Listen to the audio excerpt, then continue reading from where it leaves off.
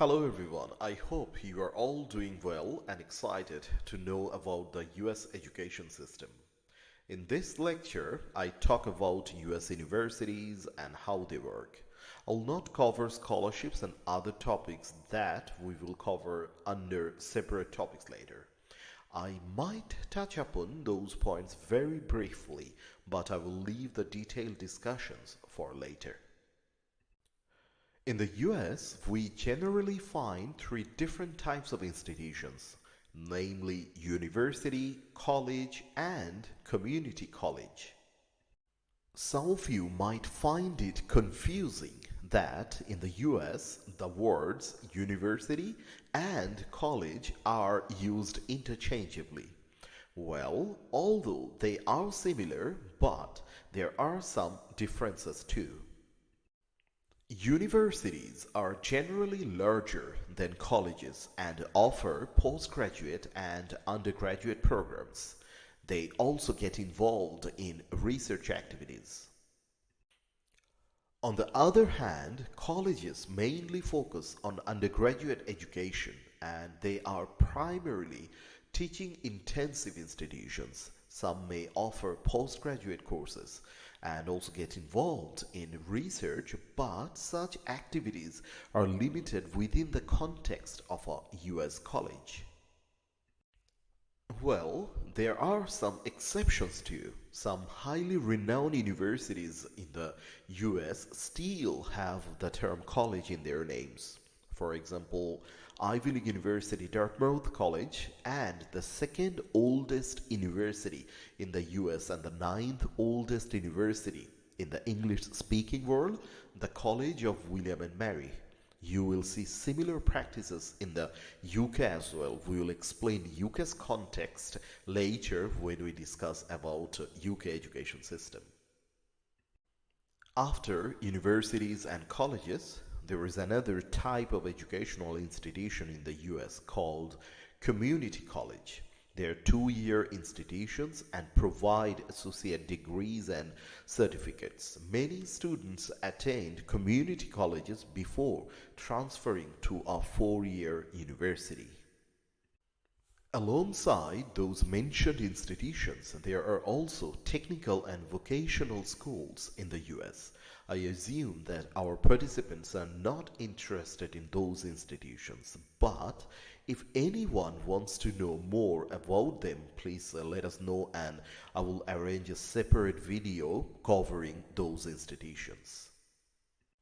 Now let's talk about the degrees offered by US further and higher education institutions.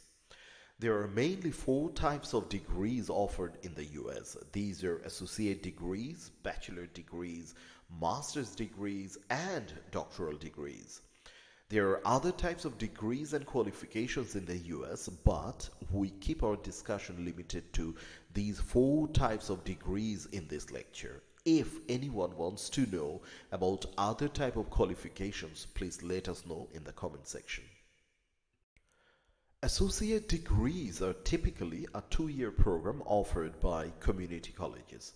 These degrees provide fundamental knowledge in a specific field. Students can then join a four-year bachelor degree at a college or university. Year 1 or Year 3? This is a common question students ask. After completing a two-year associate degree, can a student join the Year 3 in a college or university to complete a four-year bachelor degree? Well, the answer depends on several things. Some community colleges have agreement with some colleges where their students can join directly after completing the associate degree. If no such agreement exists between a community college and a college or a university, still students may join Year 3. In that case, students need to prove they covered content in line with the college or the university's curriculum and therefore they will be given a chance to join Year 3 directly. Otherwise, students need to start from Year 1 at a college or university. Next, we have a bachelor degree. These are four-year undergraduate program offered by universities and colleges. Students can earn a Bachelor of Arts or Bachelor of Science degree or similar kind of qualifications in the US. Many US colleges and universities allow transferring credit to their institutions. If a student is already studying a bachelor degree and wants to transfer some of the credits already completed, they can do it. However, the process is not simple and often colleges and universities decline to accept a lot of credits. For example, if someone tries to transfer 60 credits, maybe a US university will accept 20 out of those proposed 60 credits. It depends on negotiation and how smart the student was in picking up courses at their home country. If you want to know more about this, please comment in the comment section. I will arrange a separate lecture for our bachelor classes later. Then we have master's degree. Master's is a graduate level degree. It requires 1 to 2 years to complete a master's degree after a bachelor. We can split master's degree into two main categories. One is Master of Arts or MA, that is given by Arts and Humanities disciplines. Another is Masters of Science or MS, given by Science and Engineering disciplines. However, there are other types of master's degree. These are specialized degree given by a specific discipline, such as Masters of Fine Arts or MFA, Masters of Social Work or MSW, Masters of Public Administration or MPA, Masters of Public Health or MPH, Masters of Education or MEd, Masters of Law or LLM, etc. And then there is another master's degree called MBA. We will have a detailed discussion on MBA later for our Thought Masters and MBA batch. Research Masters is another category, or I would rather say a way of doing a master's degree. For our PhD and Research Masters batch, I will arrange a separate lecture on Research Masters later. Finally, we have the doctoral degrees. It is the highest academic degree and requires extensive research work. The duration of a doctoral degree in the US is generally between 4 to 6 years, but many complete their PhD spending 8 years too. So it depends on the students, their institutions and ability to conduct original research. If you are one of our participants from the PhD and Research Masters batch, we will have separate sessions discussing the doctoral degrees later. Now let's talk about credit and grading system. Generally in the US, universities follow open credit system, allowing students to complete courses flexibly. Their grading system in higher education uses a letter grade scale such as A, B+, C, etc. The grading criteria may vary slightly between institutions, but typically a 4-point scale is used, with an A earning like 4, B earning 3, and so on.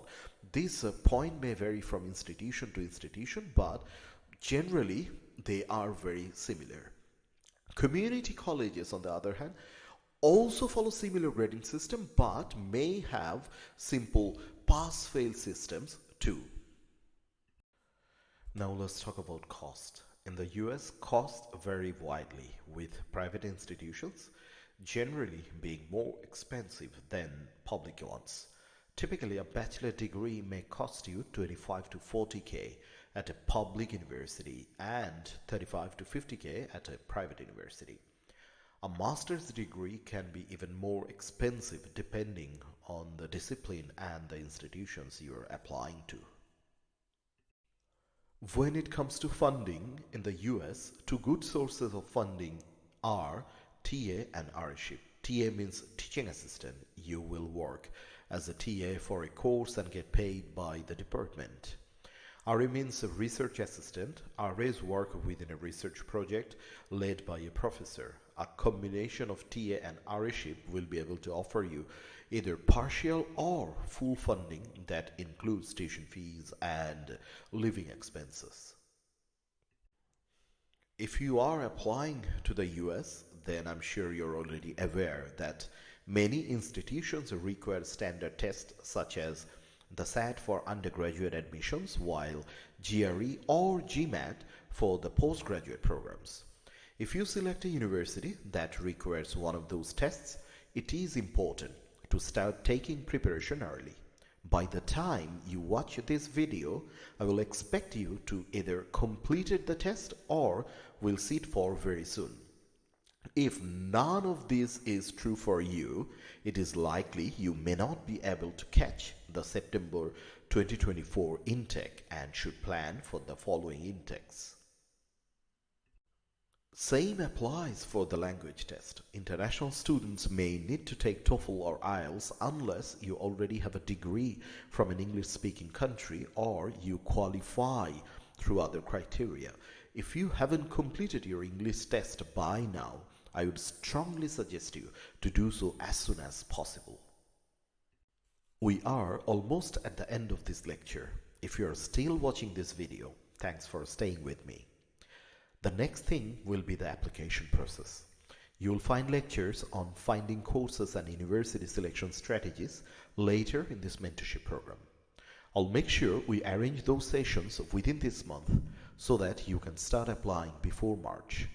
International students also need to obtain F1 visa. It means you have to apply plenty of in advance so that you get enough time to complete the visa processing too. Before I wrap up this lecture, I would request you to stay with us and continue watching the lectures in this mentorship program. This will definitely help you in your study abroad journey. Still, if you need special help, please let my team know in the comment box and they will be happy to help you with your application and visa processing. Thank you so much, and I will see you again in a new lecture very soon.